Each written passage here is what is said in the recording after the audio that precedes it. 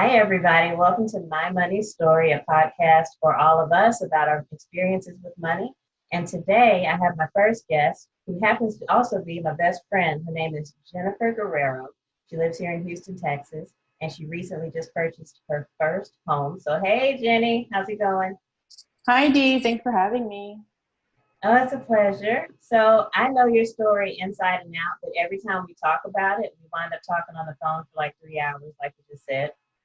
So I wanted to just ask you a few questions and get kind of a snapshot of what your story has been, what you accomplished, because you've done it all pretty much as a single woman, uh, coming to the U.S. From a different country, and you know, some help with family, and then also supporting family.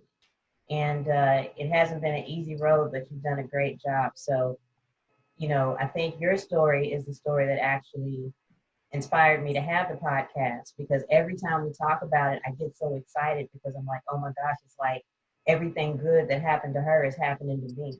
And everything bad that happened to her, it feels like it's happening to me. Oh, no. It seems like it's always connected somehow. So, Uh-huh. I know. Okay, so but let's get started. So we're going to go all the way back to the all beginning. right. Okay, so tell us where you were born and where you grew up. Okay. So I was born in Taipan. So I'm half Filipino, half Chamorro, which is my dad's Chamorro. Okay. My dad was Chamorro, and then my mom's Filipino. Can you tell us what So your motto is? Because some people won't know. Chamorro is people that's from the Mariana Islands, which is a U.S. territory. Okay. So it's like a really tiny, tiny island. It's like close to Guam, Hmm. if everyone's familiar with anyone, if anyone's familiar with Guam. It's kind of right around there, and it's basically a U.S. territory. I think in the past, or I'm not sure if still now, that the U.S. used to use it as a naval base, Hmm. and that's how I think they probably like made it a U.S. territory and stuff like that. And how do you classify your race? Are you Filipino American? Are you Chamorro American? All of the above. Yeah. So I do. Well, so like obviously every time we're asked if it's a application somewhere or anything like that, or the IRS, obviously it's. I mean, I am an American, but I'm also Filipino American. Um, but mostly it's basically that box where you see. If I consider myself a Pacific Islander, Okay. so I check both, like Filipino American. I think there's a Filipino American or Asian American in the Pacific Islander. So on the 2020 census, have you had a chance to fill yours out yet? And if so, what did you put? Like, do you remember? Um, I actually have not Okay. done it, so I know I have the little paperwork somewhere and just haven't had a chance to do it. But Yeah. mhm. Yeah, because I'm So wondering what everyone put. I know that for Latinx Americans, they had some issues with the mm, boxes that they had placed on the 2020 form, which were supposed to be new and improved, but actually they were the same. And so, oh, yeah, and I know traditionally some folks don't want to fill out the census because they think census, yeah. the government is getting in their business, but really it affects how money is spent towards certain communities. So Yeah. it's kind of an important thing to, fill out at some point. So, I think it's important too because it's a kind of in a way a showing up, mhm. to be accounted for the community, not just, oh, what is it for kind of thing. Well, one, if you don't know what it's for, you definitely find out what it is for and ask questions and figure out what it is. Don't just say, I don't want to do it just because of what you hear outside without really studying about it. Exactly. So we're Exactly. getting political, D. We're I getting know, political. right? Always. Okay. But you were raised in the Philippines. What part of the Yes.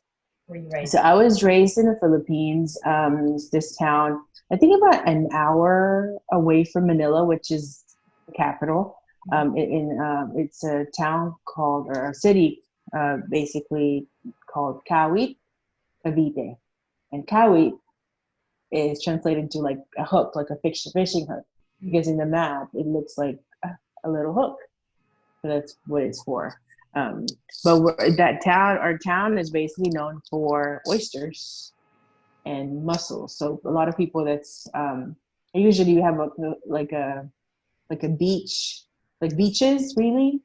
That's kind of one of the closest in Manila. So a lot of like people in the city, that's like the closest place to go to the beach. So they'll pass our town, and we'll usually, like, I remember when I was growing up, we had like a mussel and oyster stall, like on the side of the road. And that's basically the town kind of made its money that way. Like certain, like each family had their own little stall, and, you kind of, it's like a drive-through thing, like cars would drive by and park on the side of the road and, like, ask you, oh, can I get a pound, 2 pounds, that type of thing. So I grew up basically tending that stall when I'm on school break.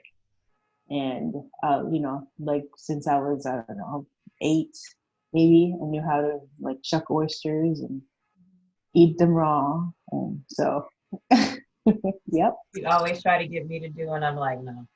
Yeah. No, but I love it. Yeah, I know. Yeah. Okay. But yeah. So, but basically, I grew up. So when I was born in Saipan. Mm-hmm. Then my mom moved back to the Philippines. And basically, well, my dad kind of left, and abandoned us basically. And so basically, I grew up with a single mom. Mm-hmm. Didn't speak with my dad until I was like 15, which is like another story that I guess I'll share that in a little bit. But I grew up in the Philippines, went to school there till I graduated in high school. Mm-hmm. And then I moved here when I was about 15, like maybe a week shy of 16. And then just to give people a glimpse of how jobs can work sometimes in other countries, your mom actually didn't always live in the Philippines because she was supporting you. She actually worked abroad. Yeah, so she was basically what we call an OFW, which is a overseas Filipino worker, and she was a chauffeur for a family in Abu Dhabi, and she like worked there at least 15 years growing up. So sorry about that. My cats are like messing with the bag. In case you could hear that. Yeah. So yeah, so basically my mom was, and basically kind of like didn't grow up with my mom. Mm-hmm. She was always out overseas to work. So it was just really hard. In the Philippines, it's the way to make money there, or to really get a stable job, is if you had money to go to school. Mm-hmm. My mom didn't have college. I mean, she graduated in high school, but basically since she was 20, that's when she basically applied to go work overseas, and basically how she ended up in Saipan and met my dad. But after my dad left us, she had to work and couldn't find really. She had like odd jobs and stuff in the Philippines, but it was never enough for like to actually have a better kind of a. And I'm sure she always wanted a better life for me than anything. But so she always had odd jobs, but then to a point where, like, I'm about to start high school, didn't know where to go, so what to do, or how to even pay for that. So she went to Abu Dhabi and worked there. How did you? Who taught you about money, about budgeting, about making money, about saving money? Because I know you lived during that. Nobody. Time. Really? Okay. Nobody. Nobody did. No, I'm kidding. Well, no, nobody really. I mean, it's just like any other thing. In at least, okay. So kind of, I feel like, growing up in the Philippines, you knew money. I knew I needed money to survive. Period. But it was always not that it was taught, like you were like sat down and like this is how it works kind of thing. But you knew growing up that if you didn't have money to begin with, you'd have to work. Yeah. And if you didn't have money, you couldn't go to school, so you could only get really menial jobs. And so it's kind of like there's no way of saving up money. Basically, it was just like you work, you had to spend it because that's how you eat and other things, and you just keep working. And if you have some money saved up, a little bit, or you can save up some money, then that's fine. But it was always what it was in the back of my head was just that it was just going to always be a struggle. And do you So start thinking about that when you're like 8 years old, when you start working at the family stand? it wasn't something that I kind of like just thought about or like was aware of really. It was almost like in my subconscious. So I always knew I would have to work, period. But work and money never like it was almost like separate from each other. Like it was almost like yes, you have to work to get some money, but that money is about to leave you like the second it hits your hand. You know what I mean? Right. So it was just like that. So I mean, I had dreams of, I mean, one day I'm gonna just, but it was always about working so hard. Is that like working like hard is the only way to get it. Yeah. And you hope that you get lucky enough that you work maybe 2 3 jobs 4 jobs to be able to like live a comfortable life, Gotcha. you know. And so we're going to fast forward a little bit because I know you were a really smart student in school. You had a lot of extracurricular activities, lots of friends and everything. So we're going to fast forward to when you were 16. And then that's when you graduated high school, right? Correct. Okay. Is that standard in the Philippines, 16 for graduation? At that time, yes. Okay. It was because we didn't have middle school. They just now, like I think in the last couple of years, they put in like basically added middle school. Okay. So now they have the same kind of, you know, school like situation. I guess till you graduate, you know, when you're 18, basically. But then it was like, okay, you have grade school and then you jump right into high school. So I was like 12 when I started high school. And So, I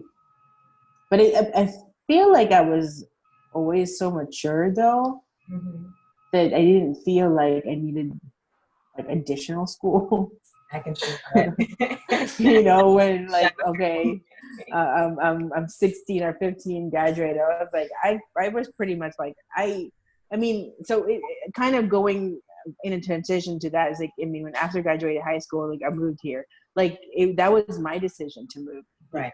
Like that was the thing. That's why I said I didn't feel like I was so young because at that time when I after graduated, I knew that the only way I would be able to go to school, like you know, go to college and actually work would be, and I mean, you can do that in the Philippines, but it would be like a struggle.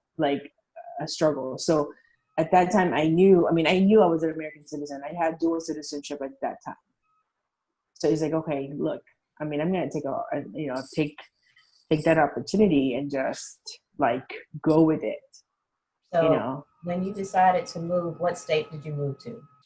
in Houston. I had family already here. Like I had cousins here that I kind of grew up with. So I like from the very beginning, it was Houston. Okay, and so you lived with family, so they helped you kind of get started and get settled. Yeah, when I moved here, which is really crazy. So I moved here in sometime in April. Gosh, a long time ago. 96, 95, 96, 95. I remember it was a Friday. I got here on a Friday in April. And then that Monday, I had a job. Because, yes. I mean, I see that now as like, honestly, just God. Yeah. Because when I moved here, like, you know, I talked to my aunt and my uncle. I was like, hey, you know, I have obviously I had my passport, you know, mom would pay for my ticket. you know, obviously I want to work, and you know, they wanted to help me out. I mean, they knew that that was kind of the only way to really get ahead anyway. Mm-hmm. Um, so they were willing, they were at least willing to, you know, come take me in. Yeah. So they talked to my other aunt that was here in. Okay, so you were working for a dental office? Yes, so I got a job for a dental office, and I was an orthodontic assistant. So like we'd adjust braces and everything like that. Mhm. Um, yeah, I worked there for 2 years. Yeah. And so when you first came, in order to kind of make it, what was your financial situation and what did you kind of learn from family or from the system in the US of how to get by financially? Oh, wow. Okay. Well, basically, again, didn't know anything about money. I just know I had to work, Mhm. right? So when I moved here, I know, you know, everybody was so excited, and my aunt was like, "Oh, let's go shopping, let's do this," you know, and they were so nice to like buy me some stuff. Mhm. But I also know it was that, I mean, it was immediate. I don't think I even had a job then, or maybe a couple of weeks after I had a job. Basically, my aunt was like, "Oh, let's go open your credit card." Mhm. I was 16. I was like, "Okay." Like, how does, you know, like not even really asking how it works. It was just like, oh, okay, what is that, you know? Yeah. And this is when I think my immaturity was coming. In the Philippines, I was like, after graduation, I'm like this grown woman, right? When I got here, I was like, what? Okay, let's do it. Um, so credit card was the thing. I think it was Foley's. Is there? I don't think he's even a Foley's anymore. No, they're out of business. Yeah. Okay, so my aunt was like, "Oh, let's go to the mall and open a credit card," and that's the, you know, that's the way to, which I think everyone's heard about this. It's like, oh, that's the way to like build your credit. Like you'll need your credit to get a car later on. You need the credit to, you know, to get a house, and basically credit is what makes you rich Yeah. in America. That's what makes the American dream come true. Is the credit. All right. So I was like, okay, let's go open it up. So we opened it up. I think it was like $250, obviously, like a beginning, whatever. And how they explained it to me was like, obviously, you can buy us whatever you want, and you only have to pay like a minimum payment. So if you could spend $100, you only pay 25, Yeah. like a monthly. And I'm like, oh my gosh, that's like someone giving you money and never asking for it back, Yeah. as long as they give you 25 every time. Yeah, not realizing that at the end that 250 uh, credit limit I had would be double in interest. Mhm. So basically, from that's how I learned about And money and wasting it away. and at the end, when it was all said and done, about how many credit cards did you wind up with? Oh God, this is the embarrassing part. We've all done it. And I it, would say at least 18 to 20, and maybe in this exaggeration, but I would at least say 18 to 20. yeah, yeah, I mean, it was the way, it was the way of life. yeah. I mean, and It it is. wasn't like, you know, obviously not like, they're all department store credit cards too, which is this, I'm sorry, you know, the craziest thing in the world. I've done it too. I remember my first credit card was a Sears credit card, and I would buy clothes, shoes, and I bought one of those old school TVs that looked like a Oh, box. yes. And it was the latest thing, and I was so proud of it. And now, oh my gosh, Sears is probably is out of business by I now. think it is going Yeah, out of business too. and I owe them so much money, Oh my goodness. and I thought I But was see this, so grown up. oh goodness, yeah. Well, credit, you know, makes you grow up, I think. Yeah, it forced. Actually, no, I would take it back. Credit is almost like a positive thing. Debt makes you grow up. Yeah, and it wouldn't let me sleep at night either. But that Exactly. got you. So, but okay, so you start to operate with salary plus credit cards, and then over time, what? really made you change and say, you know what, I don't want this anymore? Well, I think I was living with an uncle. Mm-hmm. Um, it's kind of like helping, like in the beginning it was, like helping each other out Mm-hmm. type of thing. And then he lost his job and like no notice. To me anyway, it felt like there's no notice, obviously. I mean, he lost his job, obviously, no notice to him too, as well. But and then it was almost like he went back to the Philippines and he was like, it was assumed that I was will just take over the payment of the house. So you guys were living in And a house together at this point. correct. So it was his house Mm-hmm. and we were supposed, living there. And at this time, actually, my mom had a stroke already. So I was basically also her caregiver Mm-hmm. and working full time. Just to catch people up, so your mom uh, from the Philippines had worked overseas, had gone back to the Philippines, but you actually petitioned for her to come to the US. Correct. She did that, and she was great for a And while, got a job, right. everything, and then unfortunately she suffered a stroke. Correct. Yeah. And so And then, then, yeah, so she suffered a stroke. And it just happened that it was like right after graduation, like from school, from college. yeah, because you put yourself through college. We're skipping a lot, but you actually put yourself through college in between all of this. Correct. With And the student loan, though, just so FYI, because that's part of the story, right, like so. But I had to do obviously with all the credit cards. I had to, obviously to be able to afford going to school, I had to take out student loans. The only good thing about that is that I didn't take it out for all 4 years. I only did it for the last 2 years. But still a considerable amount, I feel. just to summarize, you are living with an uncle, you and your mom. You're paying a portion of the bills, then unfortunately he becomes unemployed, he moves away. It's assumed that you're going to take over everything. Correct. So I On mean, it wasn't that he moved away. He went on vacation for like 6 months to the Philippines, okay, gotcha. And so, and so while my mom obviously was didn't have a job because she was handicapped, mhm, um, or disabled, so I was the sole like primary like breadwinner, caregiver breadwinner. yeah, So on one job, one um, salary. one job, one salary. It wasn't like was making great money either. Like, I mean, I was doing okay because I say that I was doing okay because I was able to pay minimum payments Yeah. on my credit cards.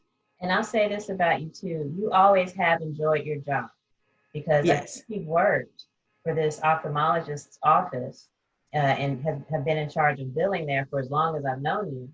And I know you're like they're one of their, you know, most stable, lasting employees, one of the longest employees. But you've always enjoyed working there. But yes, handling all of that on one salary is a lot, especially when it wasn't planned for. correct. Yeah. So yeah, so it was tough. It was so tough because then my student loans kicked in. It was a struggle. It was like I didn't know what to do money wise because at that point I was like, it was not it was not enough Yeah. whatsoever. So and it kind of in a way my rebellion, which was not a great thing, but it was also a kind of like I've had enough Hmm. kind of thing. So I couldn't pay the mortgage, or, because I mean, like he left for 6 months. I was like, I had what like I just couldn't do it. I had to take care of my own, even though I was living there, so it could have the house could have been taken. But I mean, I was trying so hard. Like I would be late the mortgage. I would I won't be able to pay the other month, whatever. Until I was like, okay, that's enough. When he came back, I was like, okay, this is what's going on. I can't do it. And it was a it was a definitely a mature, like the moment I knew, okay, either you're gonna face up to this and just that's it, like enough, like I had so much that I felt like they put on me, responsibility wise, that I didn't sign up for. So it was really, really tough. Yeah. And so I had my own, obviously, I'm not blaming everybody for all of it, but obviously my own bad decisions for the debt. But also I felt like they made their own bad decisions, and then I had to pay for that too. Yeah, and I get that. And um, when you talk about your decisions, um, everybody's done it. There's so Mm-hmm. many people who will be listening to this and saying, "Oh yeah, I had that many credit cards. And yeah, Mm-hmm. I got behind that way, or the student loans ate up my salary." I mean, there's so much, but sometimes when we are surviving, we're just doing that. We're surviving, and we're not being strategic, and we're just kind of going through the motions. And sometimes we hit a brick wall of some sort that wakes us up, and it's like, "Oh wait a minute, Yeah. all this can just go to pot, but I'm gonna do what I need to do to get on a different Mm-hmm. track." Right, because I had to make a decision on how, because obviously I couldn't just not take care of my mom. Right. So she was my main, like, responsibility, Hmm. or not main responsibility, but I was more concerned about, okay, how do I provide for her while she's trying to heal, when everyone else, I feel like, kind of left the room Yeah. and left us. Mhm. So I had to choose to basically save myself and my mom.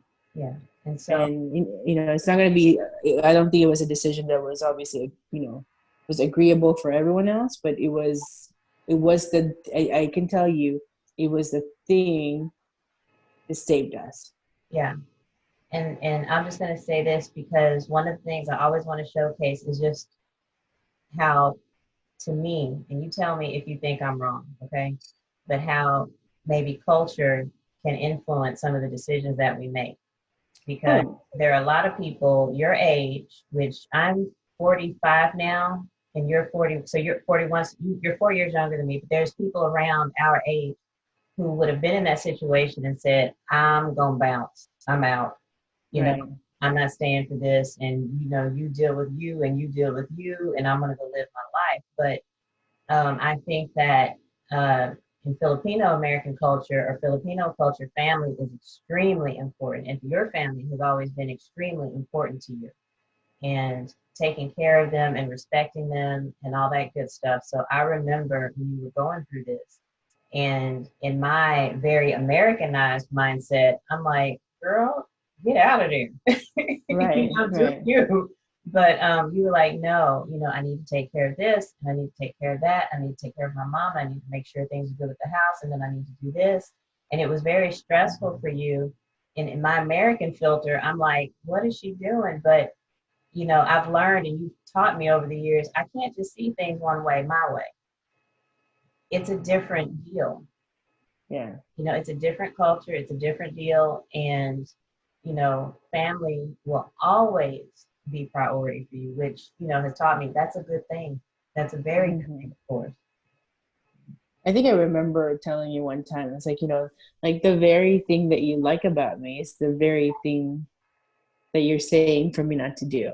Yeah, And so it was tough to, like, hear it, because my mind was like, okay, I get you, I realize it, you don't understand. But my heart, yeah, or what I grew up with doing, or just the values we were taught, you just, family's family. right. Even if they're bad to you, they're family. And Mhm. you accept them for how they are. And you know but it was a tough decision, it was a tough choice, but it was I think I know now that God put me in that situation for a specific reason. And I think, like, even towards, like, up to now, like, there's certain things I think that made a difference. Me making that decision made a difference to how I am now, and how even how I interact with my family now, and how they interact with me.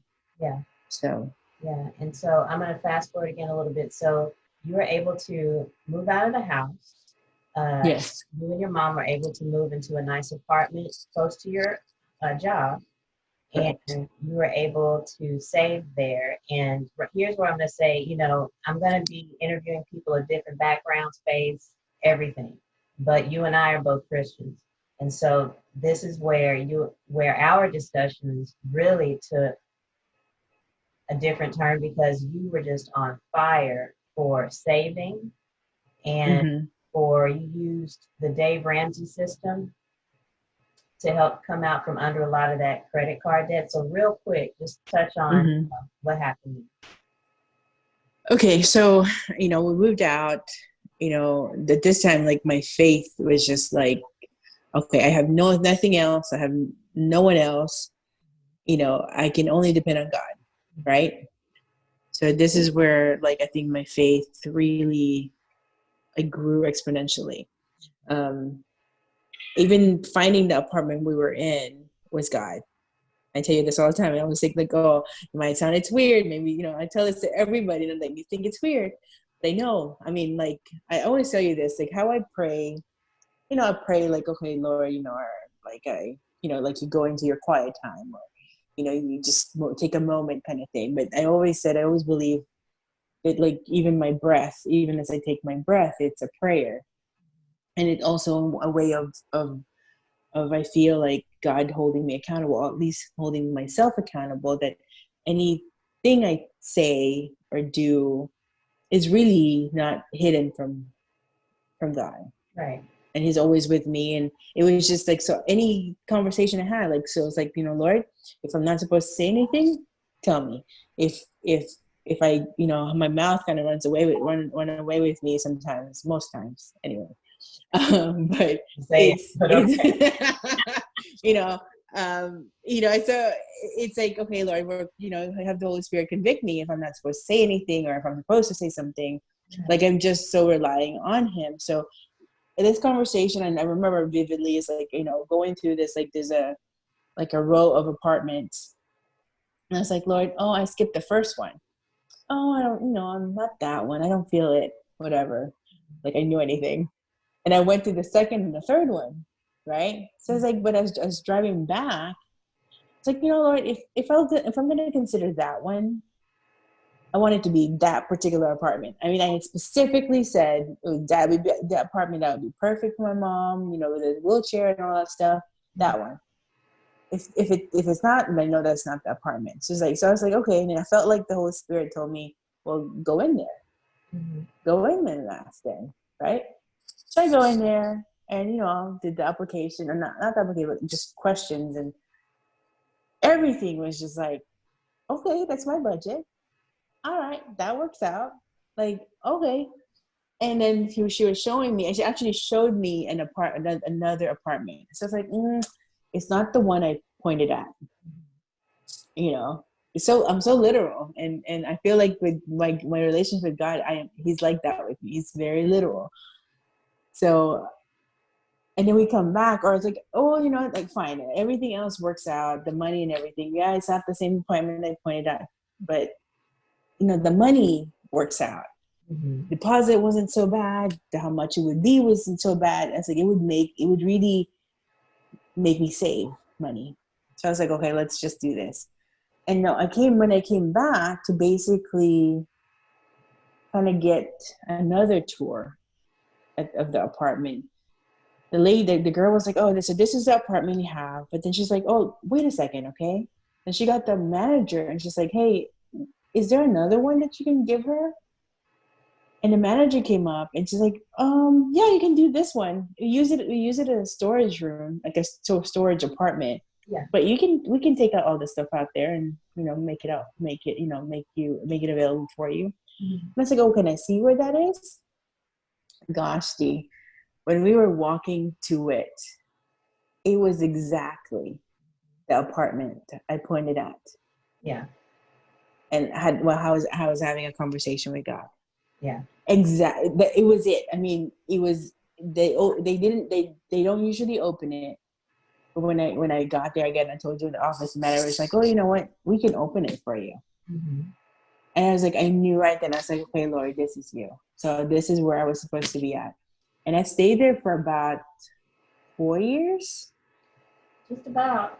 Just about 4 years. But oh my gosh, Dee, that 4 years, God did like an amazing thing financially for me. I found out about that Dave Ramsey thing. Yeah. I mean, I was gung ho. Yes, you I were. mean, so when I lived there for 4 years, and basically just God just did an amazing job with with my finances. I gotta tell you, it was tough. I mean, I was just working as much as I could work. Mm-hmm. And I mean, I worked out a budget. I mean, I had ramen noodles. And I mean, it was like, how people, I guess, say like, oh, when they were in college, that was their like diet was like the ramen noodles and everything. And I'm like, well, I felt like I was in college because I mean, I ate that ramen noodles, and good thing I like cooking. So even with the ramen noodles, I can do some magic with that. And You did. and, and I just did it. Good thing I like ramen. So, but no, I just worked the budget. I paid. It started from like the least amount of debt, Mm-hmm. knocked that out, and basically, yeah, like the snowball effect, just kept going, kept going, kept going, kept going, kept going. I'm still going, but I mean, compared to like what 18 credit cards, and I have 4 left. Oh my gosh. I mean, Crazy. And you that's were so crazy. dedicated, and you were wearing me out with Dave Ramsey. I know. Like, I Jennifer, I'm tell going to man, hear about I, Dave Ramsey again this week, and you'd be like, but you don't I don't understand. understand. When I tell you don't understand, I mean, I told everybody at work. I Yeah. got some people get on it, but when I think what happens is that if you're not ready to tackle it, whether you use Dave Ramsey's method or not, Mhm. if you're not ready, you're not ready. Yeah, and just for people You to know, know, I'm not sponsored by Dave Ramsey. I don't know and me neither. I've never I read mean, stuff, yeah. but Jenny like swore by it, and I watched her just knock out credit card after credit card after credit card, and it felt like every 3, 4 weeks you were like, oh my gosh, knocked out another one. Yep, another one, Like, and another good one. grief, and you were so excited. Yeah, Yeah, you and love Dave Ramsey like you love me. Yes, ma'am.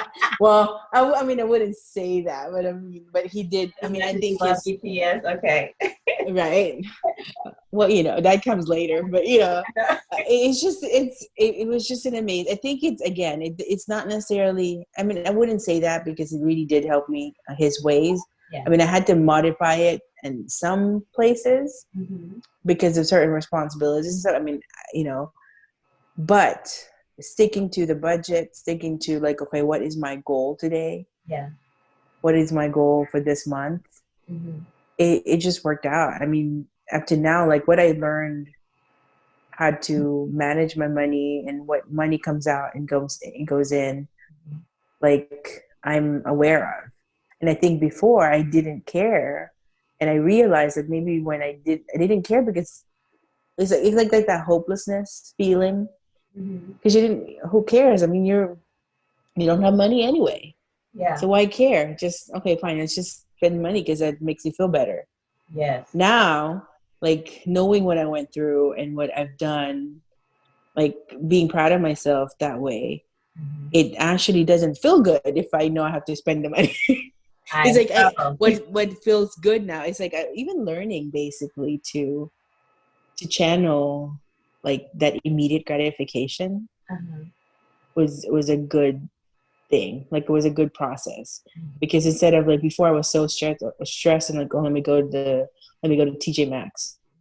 You know how I love my TJ Maxx. Yes. But now I still love TJ Maxx and I still go to TJ Maxx when I'm stressed. Mm-hmm. But it's really more just to look. Like I'll bring my cart just to kind of like that smoke. Like as somebody who smokes, I'm not sure if this is really this way, but I feel like if you're trying to quit smoking, it's like, oh, just as long as you hold that cigarette or you put it in your mouth, but you're not really lighting it, Yeah. like helps them kind of thing. to me, it's like, you know what? I don't really have the budget for the TJ Maxx right now, but let me go to TJ Maxx still, take the cart, walk around with the cart, put the stuff I want in there. And I really look at it and I'm like, okay, really, do you really need it? And I'll go walk around again. I'll do my rounds again. Yeah. And as I go my rounds, I put the items back. Yeah. And it really, for me, it does the trick. Yes. I was there with the intention to shop, Mm-hmm. but guess what? I realized I didn't need it anymore. Yeah. And so I was done. So even up to now, even though I could spend the money and I have certain budget, money put aside for things that may come up, Mm-hmm. I don't. I have just better judgment now than I Yeah. had before. Yeah. I have a system similar to that. Yeah. I go in a store and I look at something and I'm like, if it's meant for me, it'll be here 2 weeks from now. If it's Right. on my mind for 2 weeks and I'm thinking about it every day, 2 weeks from now, I'll go back and I'll buy it then. And Right. that has saved me from wasting some, And sometimes there are days I go actually buy it.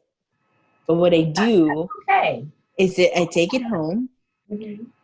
and I feel like, I let myself feel like, okay, I got it. And then the next day, even the same day, I go, oh, you know what? We'll return it tomorrow. Mm-hmm. So I'll go and return it. Yeah, but the key is you would actually return it. Yes, I would actually return it. I would forget because I traveled a lot. I'd go out of town for 2 weeks or whatever, however long. And then I'd be like, oh man, I can't return it now. It's past the date. Yeah. Yeah. But no, it was like, now when I do that, it's like now I can't stop thinking about it because I know my money's sitting right there. It's like TJ Maxx said that they're going to hold my money, but I don't trust them. So I got to get back and get it, So, it's just, that's a good thing about retail, American retail shops. Yeah. You can spend $100 and you decide you don't want it to return it tomorrow. Back. Okay. And you get it back, That's so okay. So you're in the apartment for 4 years. You pay off almost all of those credit cards. And now, and I'm going to fast forward a little bit because we're coming to a close. Now you start having a feeling right that God is putting on your heart to start looking for a house. And you tell me about it and you're like, okay, don't make a big deal about it because you know how to go into home ownership. Yes. And you said, okay, don't make a big deal about it, but I kind of feel that God might be telling me to look for a house, not to buy a house, just to look for a house. And I'm over here on the other end of the phone going, yes, yes. And I'm trying not to do me, which is being pushy, right? And so you start looking and not, anything crazy. You look here, you kind of look there, you take your time. It took like many, many months, over a year, I think. I think over a year. Yeah, over a year, and I think in that time you were building your faith because you've been through some financial trauma and triumphs. Right. It was like, I'd never been married, but it's almost like the, that responsibility of having to pay a mortgage, right? Remember? Mm-hmm. It was like getting married and then got getting a divorce. Mm-hmm. And it's like, now it's like, I don't know if I want to get married again. Like, why would I do that? Like, this is great. Like, I'm able to pay. And remember, this is also the time where I was still paying credit card. I was still in that mode. I'm going to go. Yeah. And so in the Dave Ramsey plan, this is where I kind of, steered away from a little bit. Well, not steered away. I'm on it. But when I was feeling like the Holy Spirit was telling me, look for a house. Yeah. And I'm like, Lord, you're joking. You have such a great sense of humor. Right. Like, I'm not on that track yet, But we all know even when you're not on the track, if God says you're going to be on it, that's where you're going to be. So basically, my mind is really not on there. I mean, even my heart wasn't on it because I was paying off my debt. Yeah. And I was like, I can't afford that right now. I got to finish this. But she's like, just look. So I'm like, okay, fine. Just going to look. Just look. Fine. And I think I did look at different houses. I had a friend whose sister was a real estate a realtor, Yeah. and I was like, oh, maybe just to see, nothing, anything. But I couldn't see anything. I couldn't find anything. I even to a point actually, I was like, okay, I heard it loudly now Mhm. that I even let, and this I said this, okay, I heard him loudly to look for a house, right? And I did actually have a loan officer run my like credit or something to see if I'm ready for a house. To the watch out to prove God I wasn't ready. Wrong. To To prove to prove him God, he didn't it's like know what he was talking about. I Okay. told you, you know, with that snap, I told you I wasn't ready. Yeah. And you know what? And then the loan officer was like, "You're not ready." He even says to go, well, you're not quite up there. You can only afford like $140,000 house at that rate. Like not even. I mean, it was almost like barely making it because your credit was still bad. You still so much credit, you know, credit whatever. So I'm like, see, I'm not ready. So I'm like, forget that. I'm like, I'm gonna pretend that I didn't hear you, okay? But no, I couldn't pretend to not hear him. So still, he kept insisting, well, that's okay. Keep going what you're doing, is what I felt like he said, but keep looking for a house. I was like, okay, fine. But like, I would look here and there, like once a month or something, and nothing, really nothing. And then, like, where my apartment was, it's like across, like behind it or front of it or something like that. There's a new neighborhood that they were building. And I'm like, of course it's not going to be a new neighborhood. Of course it's not going to be a new built house, right? Because I mean, that's expensive. Hmm. So I'm like, Lord, no way. But like, just look at a model home. Okay, fine. I'm just going to look. So I go look at the model home. I go, there was like, first it was a second, like a 2-story, which is great. I'm like, oh, that's kind of nice, you know, whatever. But nothing. I really didn't feel like anything like sad about it or happy about it or anything like that. Hmm. I was just looking. And I go to the first story home, like right next to the like as another model home, but at first 1 story. Yeah. I walk into it and I see, I literally was like, oh my God, Hmm. this is my house, Yeah. right? This is my house. Like, it felt like my house. Yeah. So I go home. I'm like, okay, there's just no way, Lord. It's like, you know, what the loan officer said or whatever. Okay. And I remember even talking to you, and I said, I think I even showed you on my computer, like, look at this house. Hmm. I don't know what about this, but I feel like this is my house. Right. I don't know how God's gonna do it, Hmm. but that's my house. And it's like sometimes I think, like, did I just push, or did I really feel like? And you know me, D. Like I said, I wasn't even believing God that I need a house or I want a house. Right. I was trying to prove him he's wrong, you know. But something about this house felt like my house. It just did. Yeah. And so I'm like, okay, Lord, if that's my house, what's next? Because if you tell me it's a house and I feel like, and you're pointing to that house, Hmm. brand new house, okay? So I'm like, okay, I was even thinking, oh, maybe when that model home is on sale, maybe they'll be on sale, and maybe in 2 years, 3 years, you know, or something. And he didn't say that. I just kept saying it's a house, and you've already seen the house. And I think it was only a few months after that, and it was so weird. Like I just kept paying off stuff, Yeah. and I was like, okay, if I'm gonna do this, let's start saving up money too. And I don't know how I saved up money like that, and still was paying off stuff. I Yeah. mean, I really feel like the Lord really, I mean, really did a miracle. So this is where, to me, he always helps us when we follow his voice, when we obey, when we do our best as people. is that, Right. in this world, 1 + 1 = 2. Period. Yes. It doesn't equal 10, it doesn't equal Mm-hmm. 5, it equals 2. But with him, what I found is that when I obey his word, when I do what he says, when I try my best, when I work hard, when I try to be sensitive and listen, that 1 + 1 can equal 50. Right. And he makes things stretch and he makes things happen and he makes favor come in ways that I didn't anticipate. And I could see him doing that with you. And even when you were looking for houses before you found the house,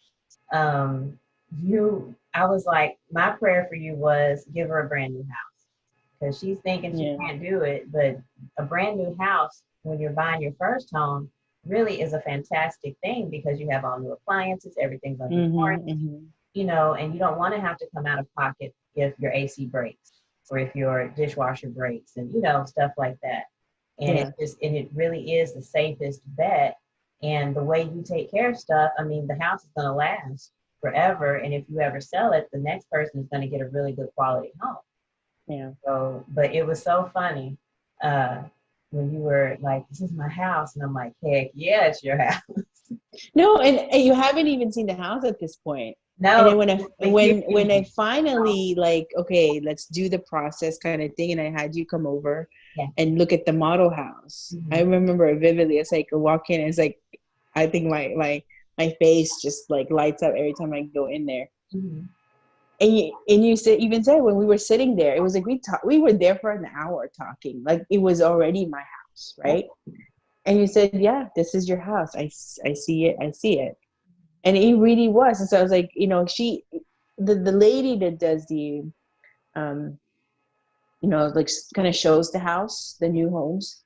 She even showed me a smaller house and a smaller model. Like I go in there, I don't feel, I didn't feel the same Yeah. as I felt at the model home. And I was like, no, it's not this. And so even at that time, I was like, okay, maybe I can't afford it. Maybe that's why she's showing me a smaller house or something like that, or maybe just things won't work out. Mm-hmm. But I remember, oh my gosh, I think it was June or July, so a year ago. Mm-hmm. Um, I walk in there. I remember it was a Saturday. I just walk in. It was such a peace about me. I walked in there and I said, okay, well, let's see what I think I want that house. And she showed me where to pick and all that stuff. And like, they show you like different model homes or different addresses and all that stuff, right? And I said, Lord, I don't know which one to pick. Like, I need you to help me, which is at this point, I was like a daily conversation because at this point, I knew I was going to have to depend on him because I know it's a miracle. Yeah. I know he's about to give me a miracle because I don't know how this is all happening. Mm-hmm. I'm just obeying, right? Yeah. I said, but you got to tell me. And then even before this, well, like as we were talking and showing the neighborhood, and I'd go home and I'd look at the lots on the computer and just to see, and I'd look at the address and kind of like, no, it doesn't sound like, no, I don't feel like my house is on a Iron Horse Road or street or whatever street names are there. But I felt like he was saying something about a champion, Mm-hmm.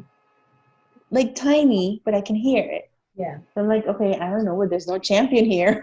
There's no champion in the street. But I'm like, okay, but I'm sure you're gonna show me. When she was showing me the model, the houses, or like the little like pieces of paper that shows what the house includes and all that, and it's like these are the ones you can choose from, whichever lot you want. And I said, oh, I kind of like the corner or the one without a neighbor or something like they were behind me or something. Yeah. And I look at the address and it says Champions Landing. Yeah. And I said, oh, Lord Jesus. Like you show up everywhere Yeah. I go. Yeah. You just show up. And it's like anywhere I feel like I have a question and I don't know which one, you show me. And Dee, you know this story. We talk about the plans, finally sign up. Okay, I'm going to do this. I want to get the house built. Mm-hmm. Like, I never in my wildest dreams where I was at, financially to now I'm picking a lot to where I'm going to see how my house is built Yes. every day. And to fast forward, you saw it every day because you went by Every day. I every went day. every day. And you had all the emotional ups and downs that are standard when someone is buying their first home, of wondering, wait, what is this amount they're showing me, and how much do I have to Right. put down, and okay, is this really going to work, and do I have to pay the insurance right now, or is that added to my monthly, or what is going Right. Right. on? So you went through all of that, and then you visited the home, every day afterwards. Every day. Every day. I still have all the pictures when it was being built. Every day. And And eventually so, you moved in. How was well, it? before that, I gotta just say, because now I'm bragging on God, right? Before that, so we're now picking out the flooring, like the kitchen top, like table, like all that, right? Yeah. See, everything I said I wanted, it was already what's gonna be with the house. So it's like I literally God put it together for me. It was, and she was asking me, it's like, would you want to change? Like, I mean, it was what I wanted. Like, it wasn't like it was still gonna be built. Like, there was nothing in the house. Like, there was nothing on the lots. It wasn't like a pre-made house, right? But everything that they had put in it, like to be built, it was exactly how I wanted it. Yeah, the And flooring. the added bonus was that they gave me even the appliances for free. Like, they didn't include it in the house. Yeah. And she was like, I'll just throw it in there. And it was like, it, again, it's like I still up to now. I mean, I'm in the house and I'm looking at it and I'm like, just God. Yeah. Yeah. I I remember. mean, Yeah. no other way for me to explain it. It's God. Yeah. I mean, He took care of every single detail. And so you got all the beautiful things that you wanted in the house, these gorgeous cabinets, gorgeous countertops, gorgeous flooring, just perfect space, a great office, Mm-hmm. because you are addicted to books. As a writer, photographer, artist, you have all the books in the world. And then you get to closing finally. Right. And you kind of keep it to yourself because it's a new process, and you didn't want a Mm-hmm. bunch of people to, when things are sensitive to us. I know we kind of hold them close to the vest and we don't say a lot. So not that you didn't want to share with people, but you just kind of wanted to keep it private between you and God and very few. Right. And then you got to closing, which from what I understood was awesome. And you texted me a picture of your keys. Yes. No, I mean, honestly, like a couple of days before that, when they were like the interest, Mm-hmm. I just really, I mean, God took care even of the interest, and I was so blown away because from someone who couldn't afford $140,000 house, Mm-hmm. now I'm gonna be in a brand new house that's $200,000 worth. How? And then again, in a span of months, I mean, several months, how that could have happened, and have the money down payment and then interest. On one salary. And it was like blown away. Yeah. I honestly, I mean, like every time I mean, like I tell God, like, man, I can't stop praising Him because, I can't. Yeah. I mean, He really, really, really, really, really, He showed up and showed out.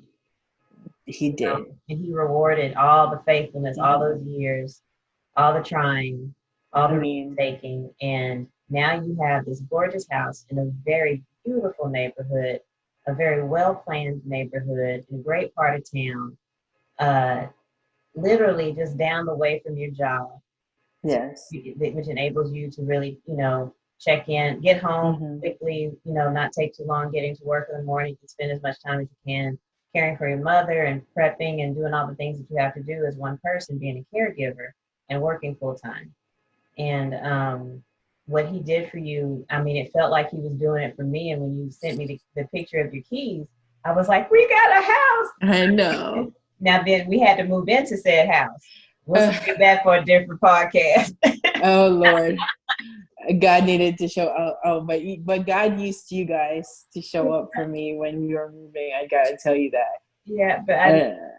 you were done. I think you took naps I like 3 days after that because that was a move. I think so. I was a It was move. awesome. The house was beautiful. Your whole family came and saw it, and they were like, "Oh my gosh, it's really pretty." And it was very nice. It was a really nice time. It's a big deal when Mhm. somebody buys their home, buys their And first. I mean, and again, even with that, like the fact that I actually got to hear my uncle say he was proud of me Yeah, for it was like I wasn't. They never expected I would ever buy a house, yeah, which is like crazy because I'm like, what do you mean?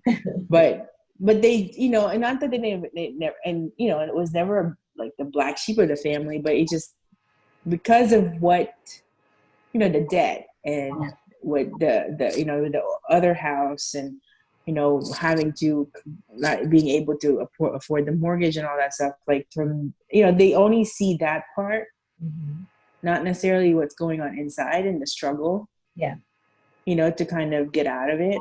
hmm They I feel like they don't really know the whole story, but seeing that, oh wow, she she got a really nice house, like no one even expected it, I don't think so. Not that I wanted to be like, oh, prove you wrong, but what it is that I really one day to let them know, like that story I just told you, yeah, like it's really, this is a walk of faith. I mean, hmm this was absolutely 100%, 200% God. yeah, And I think what I want to say is that you have to be willing though to do the work. hmm And it's never failed me that when God tells me, you know, it's time to do the work, hmm and you actually show up to do the work, as even when it's hard, he'll show up for you too. Like he'll meet you halfway, and once you gone through the valley, there's really like there's something waiting for you yeah, at the end. And whatever he promised me, and I know, hold on to certain scriptures, and like, Lord, you told me this and that, it's like he really did. He really does. And you can't hold God to his word, yeah. and he'll never fail. Well, So that's perfect. I think that's the perfect place to stop. And thank you so much for no, thank you. sharing it. That's my favorite story. My favorite story too, but So no, but small. I love, I mean, all this stuff, and I love talking about it, and I can't wait to hear like other interviews you'll have Yeah, that about them getting a house, and I hope they get encouraged hearing my story, and you know I'm sure because it encourages me, and we talk about it just between us every once in a while. And I don't get tired of the story and I don't see it as, oh, okay, he did that. Now done. now we know Yeah, step one. right, exactly. And he's definitely, even up to now, still showing me like, oh, we're not done yet, we got more stuff to go, like I got some more stuff to show you. I got more stuff, more promises to show you that I've got in my bag just for you. Yeah, I like that. Well, thank you, Jenny. Oh, thank you for having me again.